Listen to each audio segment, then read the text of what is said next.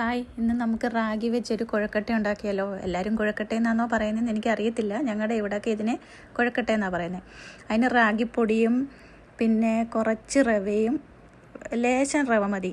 ഇത് രണ്ടും കൂടെ മിക്സ് ചെയ്തിട്ട് തിളച്ച വെള്ളത്തിൽ വേണം ഇത് കുഴച്ചെടുക്കാൻ. 2 കപ്പ് റാഗിക്ക് ഒരു 1/2 കപ്പ് റവ മതി. ഇത് രണ്ടും കൂടെ നല്ല തിളച്ച വെള്ളത്തിൽ വേണം കുഴച്ച് ഈ പരുവത്തിൽ എടുക്കണം.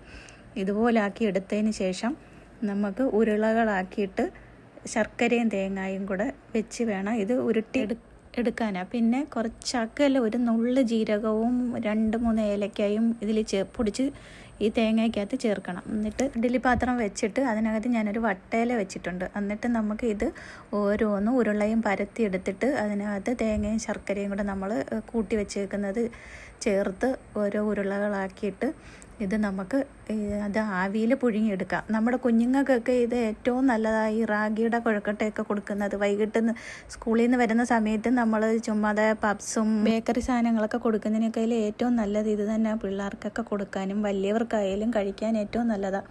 എല്ലാവരും ഇതൊന്നും ഉണ്ടാക്കി നോക്കണേ. എല്ലാവരും ഇതൊക്കെ ഉണ്ടാക്കുന്നതായിരിക്കും. എങ്കിൽ പോലും ഞാൻ ഒന്ന് പറഞ്ഞതേ. എല്ലാവരും ഞങ്ങളുടെ യൂട്യൂബ് ചാനൽ ഒന്ന് സബ്സ്ക്രൈബ് ചെയ്ത് ലൈക്ക് ചെയ്ത് സപ്പോർട്ട് ചെയ്യണേ. Okay, by.